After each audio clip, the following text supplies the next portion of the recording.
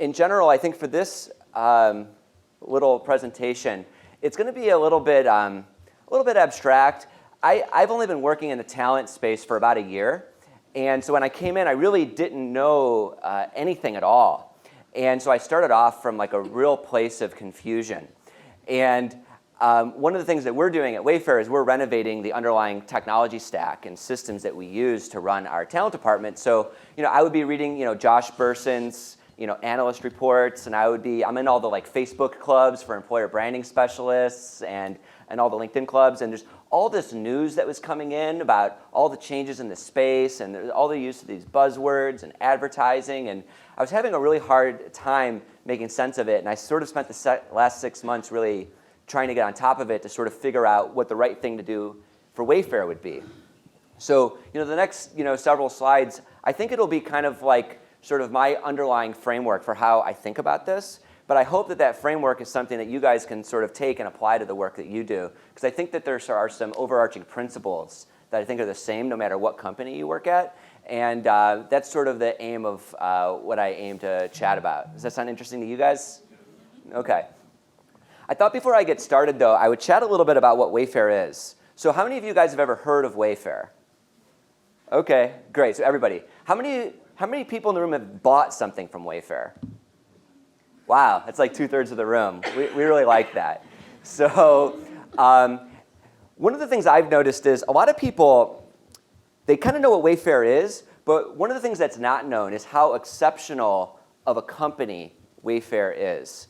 And one of the things I've observed as I've moved into the talent space and I've started working in it is I've noticed a lot of people that work in talent don't often think a lot about the business that they work at, the market that the company competes in, the customers that the company serves, the business model and revenue model for how that company makes money. And a lot of talent strategies at a lot of companies get built, divorced from the overarching corporate strategy. And I think one of the things that's really different about the way we do it at WAYFAIR in our talent department is that it's filled with a lot of people that come from a lot of different places. And one of the things that we really try to do is we try to take a very business-centric approach to how we think about WAYFAIR. So I thought I could share a little bit about what WAYFAIR is and what makes it special, and then we can kind of get into the talent stuff, and I can sort of start to share with you how we think about that.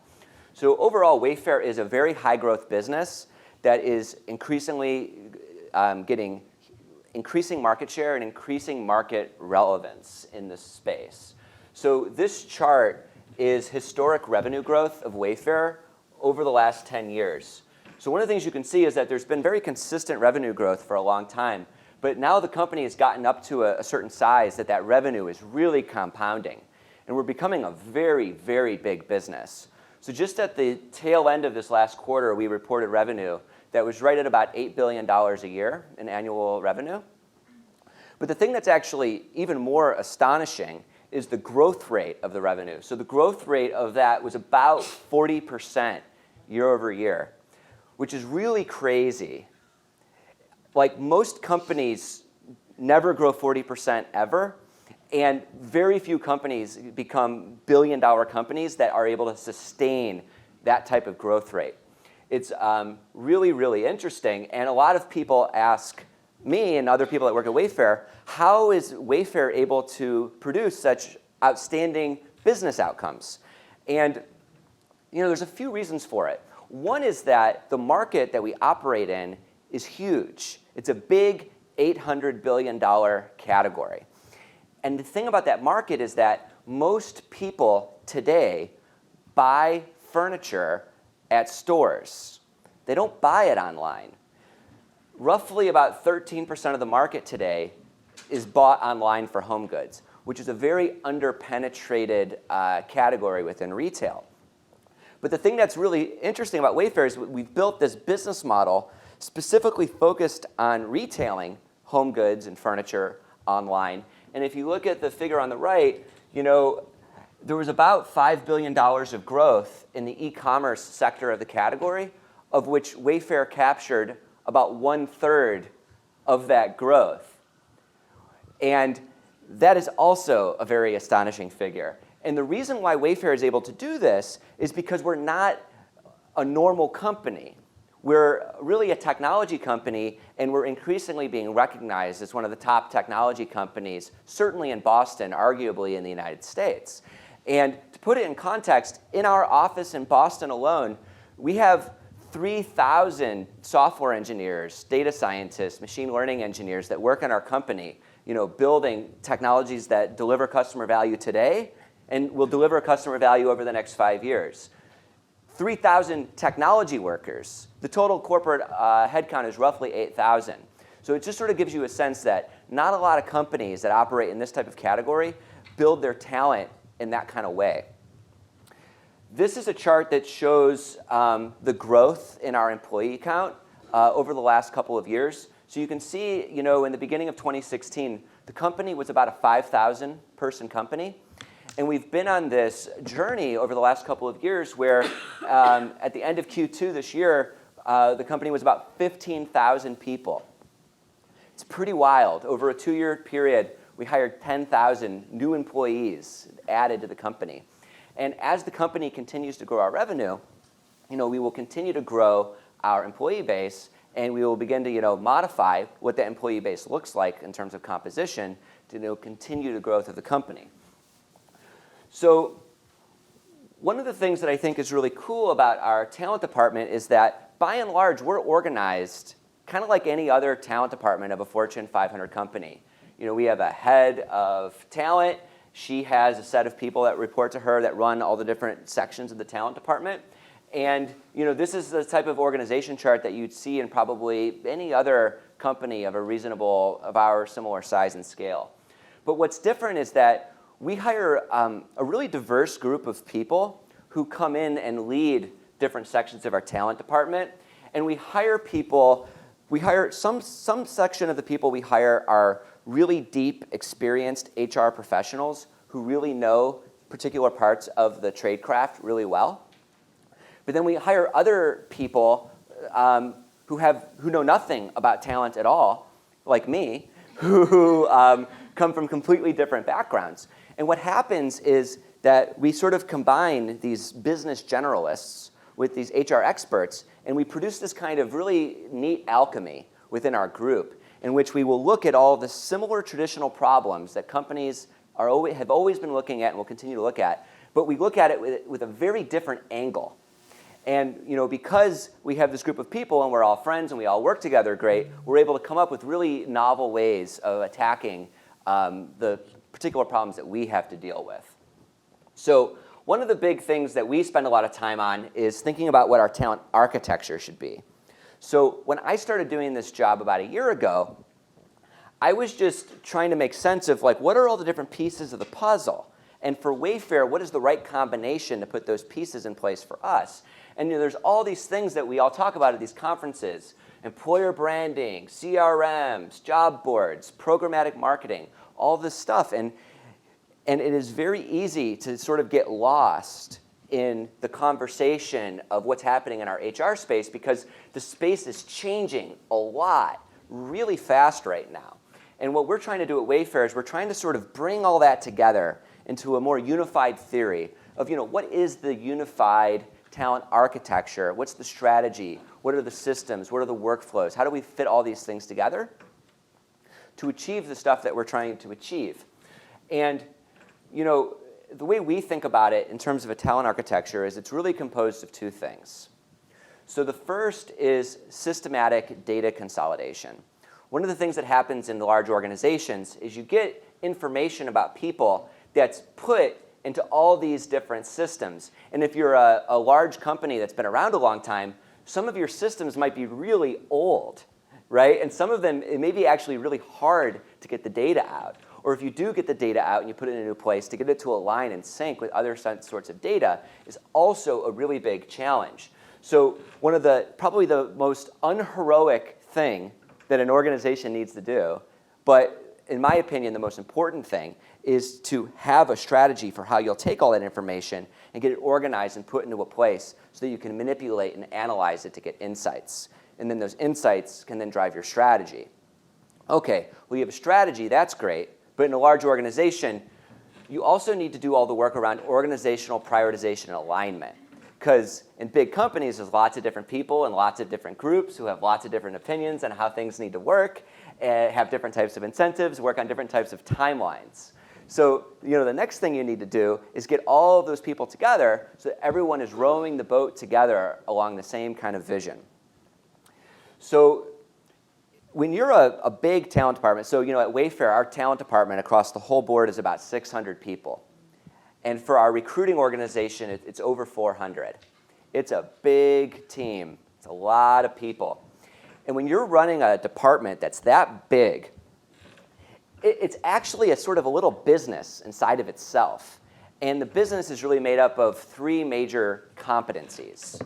There's a technology competency, a marketing competency, and a sales competency. And you have to figure out how to right-size those competencies for your particular business, your organization, around what your hiring demand is and what the composition of that hiring demand is. So one of the things that I've noticed a lot of people get stuck on is they often think about recruiting purely from a sales perspective. And they don't really factor in how important marketing and technology is. And it works this way for a reason, because in relatively small companies, taking a pure sales approach is extremely effective. So if you're a small company and you need to hire 1 software engineer, depending on your company and how compelling of a company it is, you may have to send out 100 messages on LinkedIn or email, and then that will go through the recruiting funnel, and then it will land a hire. And you don't have to make any investments in an ATS. You don't need to do any job board advertising. You don't even need a LinkedIn seat. You can pretty easily get in touch with 100 people, and pretty high probability you'll get 1 hired. You need to hire 5 software engineers. This model still works. But one of the things that happens is that as companies grow and scale and get bigger, generally what happens is that companies continue to stay very reliant on the sales approach and don't properly invest in their technology systems and marketing systems. And then there's sort of a period where you have to get into a catch-up phase. So one of the things that you'll notice is if you start looking at companies and you look at the metric number of full-time hires per year, you'll start to see that as you start moving in an organization that's hiring 100 or 200 people a year, to hire a couple hundred people a year, you're going to have to contact thousands of people. So if you're going to have your recruiting team at that point, which isn't a very big one, contact thousands of people, your investments in marketing really allow you to scale your communication so that your recruiters aren't just sort of repeating the same thing over and over again. You can scale the standard message, bring people in, and then the recruiters can work on a much more tailored message based on the candidate they're talking to. So one of the things you'll see is that companies, once they sort of hit their first plateau, the first thing that they'll start doing is they'll start investing in marketing. You can get pretty big, and you can run a pretty good organization with relatively low technology investment, running a traditional sales and marketing approach. But at a certain point, when you're hiring many thousands of people a year, it's just too big. The numbers break, and you have to bring in more streamlined systems so you don't drive everybody that works for you totally crazy. And this is sort of the place where WAYFAIR is at now, because we hire many, many, many thousands of people per year right now. And one of the things that we're trying to do is we're trying to right-size the balance of all these things so that we can bring more tools and productivity to the workforce so that we can continue to hit all of our numbers. So generally speaking, as you start to build out these architectures, sort of the first thing you'll do is direct response marketing. So how many of you guys do this right now? Is anyone in the room spending money on Indeed, Glassdoor, doing programmatic? Could you raise them high? Wow, so lots of folks. So it's really interesting. At WAYFAIR, we did none of this about 1.5 years ago. We spent no money on any ads at all. I think part of the reason we were able to get away with it is because we're WAYFAIR, and people know our jingle. And we're a consumer brand, and we're in Boston, and we're in the center of Boston, and we have a very good reputation. And a couple years ago, our hiring demand wasn't nearly as high as it is today. So I think we sort of got away without doing it. But what we realized about 1 year ago was, our business has gotten big enough and complicated enough, and the hiring demand has gotten to a place where it's basically impossible. So one of the things that we've been standing up is very sophisticated advertising strategies where we're placing media in all these different places to get both live candidates who are actively looking for jobs, but we're also doing a lot of retargeting work to just sort of target passive jobs, passive people in the world that could maybe one day become a prospect as an employee at Wayfair. The other thing that you do sort of simultaneously with your investments in direct response marketing is brand marketing. And this is the area that I've noticed gets a lot more conversational topics than the first one, but I think both of them work together. And as you start to scale up your organization, you really need to make sure that your brand marketing is working in tandem with your growth marketing, because these things can get out of balance pretty quickly.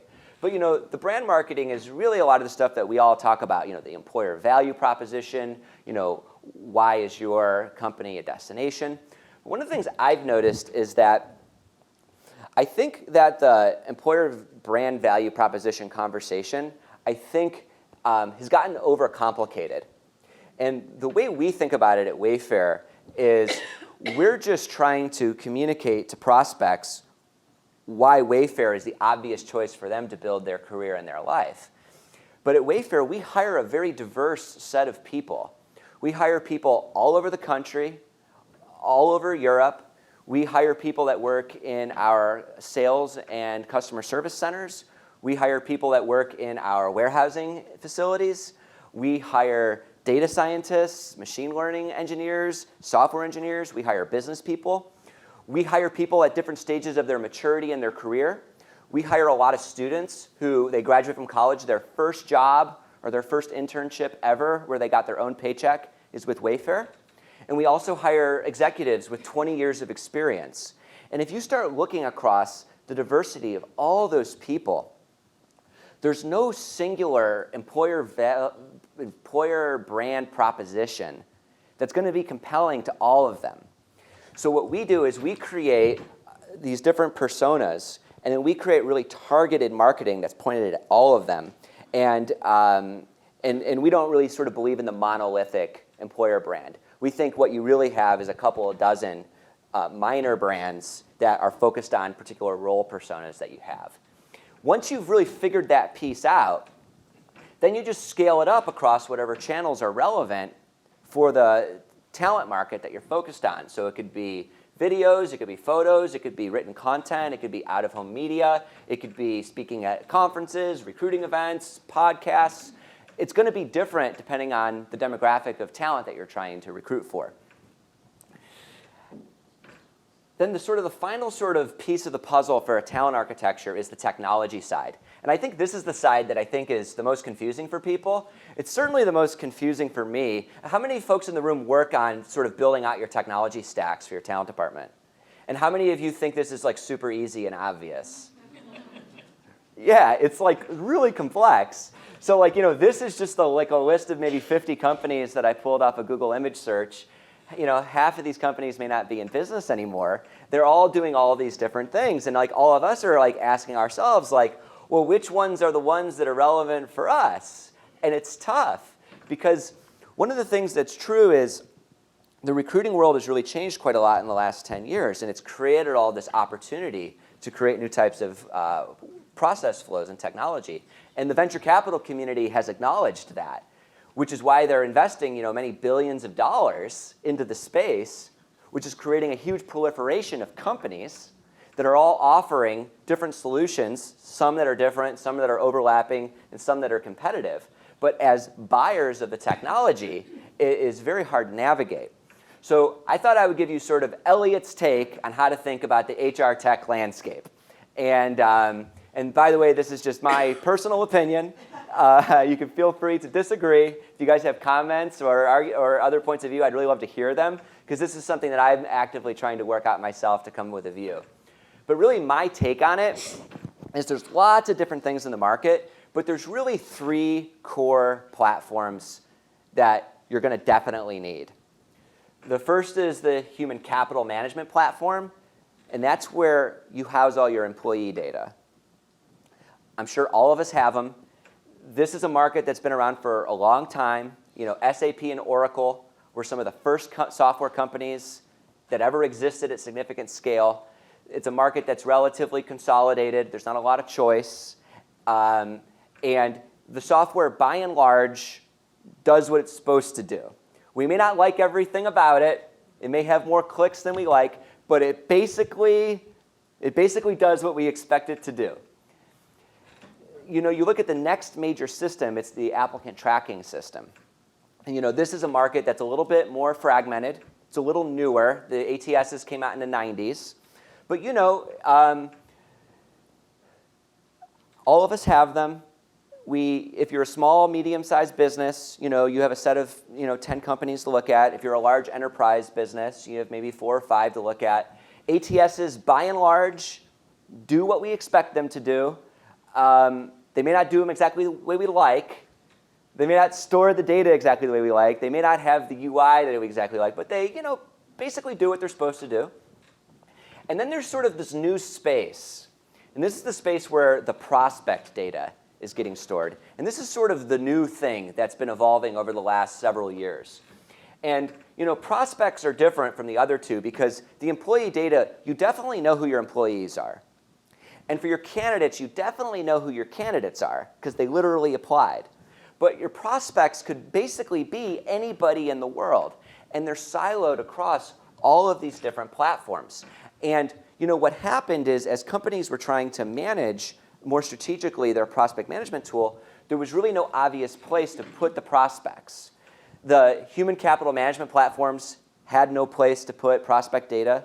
And the applicant tracking systems really had no place to put prospect data.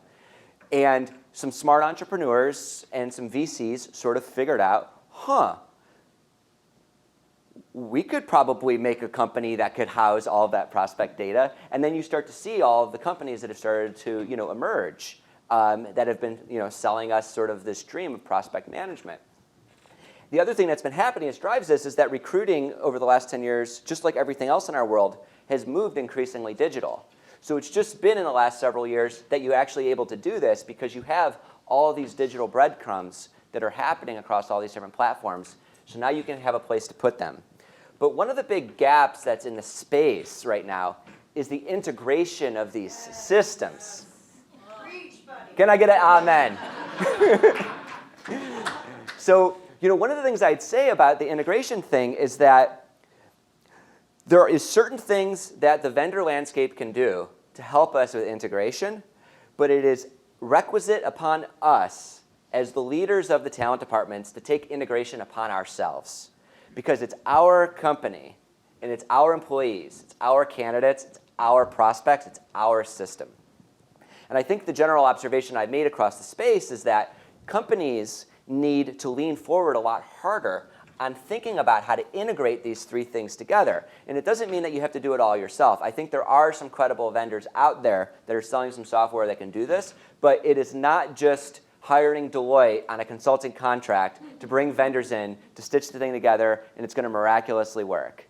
Like, that is not how this is going to work. You can just buy one that does all these things, can't you? Well, that's the sales pitch. So I generally think that this dream, I think, is a very real dream. I'm not aware of really anyone who's doing it right now at any significant scale. I know of many people that are trying very hard to do it, including us. And the way that we're thinking about it at WAYFAIR is that, and we're going to have to do a lot of our own work to figure out how to lead this. And it really goes back to what I was saying in the beginning, which is it's the data consolidation. It's the very non-heroic thing that nobody wants to do that is complicated to understand. But that is the very first thing you need to do because you can build a software layer. Many companies and many vendors have built the software layer. But if you don't have the data structured in the right way to run through the software can't do anything. The data is the thing that's really key. So I think one of the sort of take-home points that occurred to me a few months ago and that I would assume is probably true for many of you is as you go back to your offices and are talking to your colleagues, I think the conversation needs to be around what can we do internally to start to fix this integration issue? And then who are the partners that we can work with externally that can help us accelerate that and help us on the software side? So I thought I would take a couple little things. I can sort of show you a few different things that are sort of stitching together all these different marketing and technology and sales things that we do for hiring at WAYFAIR. So about a year ago, so we never did any social media marketing at WAYFAIR for talent. So we do a lot for our consumer brand for our core business, but we basically had no employer branding team or competency until I started doing it in January of this year. So it was kind of nuts. So we stood up these social media platforms, and in the course of about a year, we doubled our followership across all of them, and then we've really driven our engagement rates really high. Now, there's a couple of things that have allowed us to hit these numbers in such a big way. The biggest one, actually, I can't even take any credit for. It's just that Wayfair is becoming a big, big company. We are acquiring more consumers, so more consumers know about us. We're hiring more employees, so more employees work for us. We're reaching out to more candidates, so more candidates know about us. And as that goes, just naturally more people follow us on social media. So that's driver one. But driver two is that there's a team that works on employer branding where they just produce tons of different content. They put it out into the world, and then they quantitatively measure how the content performs. And they just look at engagement rates across all these different things, and they just produce more content that performs well, and they produce less content that performs poorly. And then you just self-reinforce that, and over 12 months, you sort of figure out the magic recipe for how to build content that your audience wants. And one of the things that we've noticed is we don't really focus on building broad-based brand content that is sort of relevant to everybody. We go super laser-focused, targeted on literally trying to hire people with the content. So one of the things that I always say to my team is, of course we do marketing, of course we do technology, but we are a hiring team. The reason why we exist is to get people hired. So every day when you wake up, even though you're not a recruiter and even though you don't own any requisitions, you should be thinking about how you can do something to make it easier for our recruiting team to do their jobs day in and day out. So like one example, we hire a lot of data scientists at Wayfair.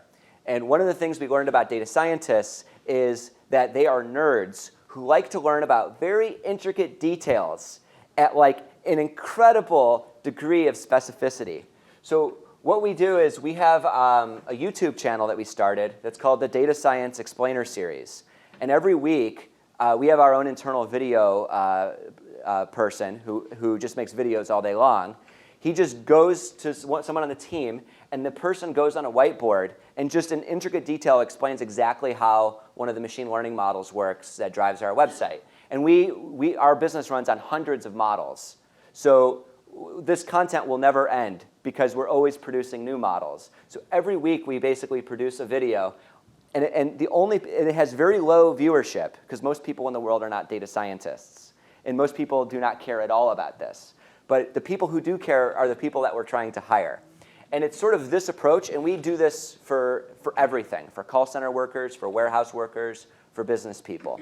So on the employer branding front, my sort of push that I say to people is, you do not need another employee testimonial about how great the work from home privileges are at the company.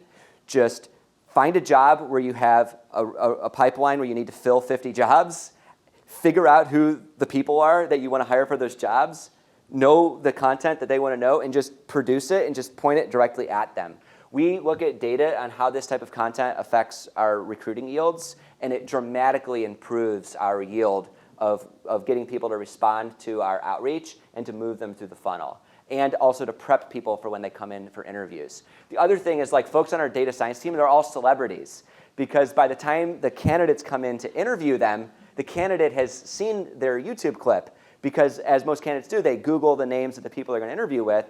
So if you Google Tim Jang's name, you'll find Tim Jang's YouTube clip. And then when they start the interview, it gives them a really nice place to start, because there's some commonality and they can immediately get into something that's more robust. How many people know what Quora is? Do people know what Quora is in the room? If you don't know what Quora is, I really recommend that you check it out. It's a really great platform that has a lot of traffic, and it's increasingly becoming a place where people go to get career advice. So we just did a thing where we partnered with Quora to produce a session with our head of data science at Wayfair, where he just answered 8 questions. Some of the questions were about Wayfair, but actually some of the questions were just about general career advice or how to finish up a PhD. And within 2 weeks of this publishing, it got hundreds of thousands of views, tons of upvotes. It hit a threshold within Quora in which they syndicated it. It got published in Forbes magazine. And now we're starting to do a lot more stuff on Quora, and we find it's a really great place to get new eyeballs on your brand that are highly enriched to be qualified candidates for your company. So I think Quora is a really great channel to invest in. We do a lot in programmatic advertising. I was saying earlier that previously we did none, but right now we're really aggressively scaling up our investments in programmatic advertising. We found that it really performs really, really well. And it performs across a whole host of jobs. So where we do a lot of our job board advertising is in our warehousing and call center business, but we've also done it with software engineering. So we have a really big office in Berlin, Germany. And at the time, we were still building out our recruiting team in Berlin. And we were not getting very strong pipeline of candidates. So we just turned on sponsored job board ads across a few different platforms. And generally, you can sort of see the funnel metrics here. From 17,000 clicks to 8 hires, a cost per hire of $1,200. Based on general market data, on average, it costs about $8,000 to hire a software engineer. So we took a look at this, and for us, we're very data-driven. So we thought, holy smokes, $1,200 a hire? Let's fire up the budgets on that. Now, we were very fortunate that we worked with an agency that was very data sophisticated. We have a team of analysts that work at WAYFAIR that are very good on this. But this is the type of thing that I think most companies could really benefit from if they know how to deploy it right. Any of you guys heard of the company Sufa? This is a neat company. So what Sufa does is they have outdoor media that they put on sidewalks in different cities. So right now they're in Boston and Atlanta. And it's outdoor media, essentially. So we ran a little campaign where we just put job ads on these signs. And this is anyone been to Boston before? So this is in Fenway. This is right near the train station in Fenway. And one of the things we did is we always like to measure everything that we do. So we put QR codes on all of the ads. And one of the things is that it actually performed really well. 100 of those things got scanned. And what would happen is when they'd scan it, it would bring them to a form. And we just made the form really simple. What's your name? What's your email? What's your phone number? And they'd hit submit. As soon as they hit submit, it sends a push notification text message to a guy named Sean Lee. Sean Lee is a guy who works on my team. Sean Lee would then get his phone, and then he'd immediately text the person, hey, this is Sean at WAYFAIR. I saw that you saw our sign and you want a job. What are you interested in? And we were able to very rapidly, from 10 minutes after the time they would scan that code, we would get them into a requisition and then move them through an assessment process. So we're actually still running this little experiment, but through this brand-based media investment, we got 17 applications, and we've brought 6 people on site for interviews. We'll probably hire some of these people. And when you start looking at it on a cost per candidate basis, we'll probably hire these people at $3,000 or $4,000 per acquisition cost, which for us we would consider a pretty compelling metric based on just purely a media spend. And that's just the stuff that we can measure. There's plenty of people who walked past the ad and didn't scan the QR code, but it registered in some way. And this is just a sort of kind of a window into the way we think about it at WAYFAIR, in which anything that we can quantify, anything that we can measure, we do. The other thing that we do is, so one of the things we've been doing as our business is we have this really big recruiting workforce, and our business has been really focused on outbound sourcing of passive candidates. But we're starting to shift to be better at inbound generation and assessment of candidates. But the thing is that cultures build over time. So we built a culture in our company that was very sales-driven, where there was a hero's journey story about sourcing that passive candidate on LinkedIn who lived in San Francisco and worked at Google and had no interest in moving to Boston, no interest in working at WAYFAIR.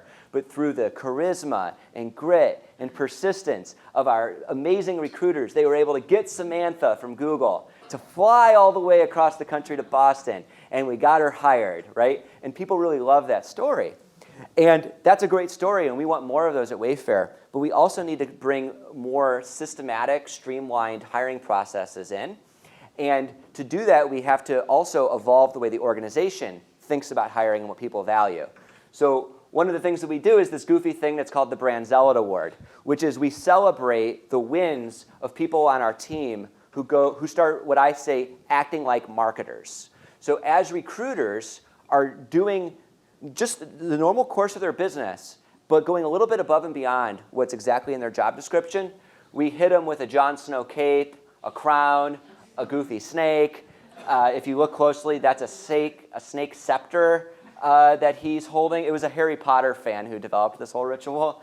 And people win these things for all types of things. And it's one of the ways in which we're starting to gradually shift the culture of our organization so that we can get everybody that's working at Wayfair thinking like a marketer and pushing the brand messaging out. So that's what I got. I'm happy to take some questions, and I hope that you guys found it helpful.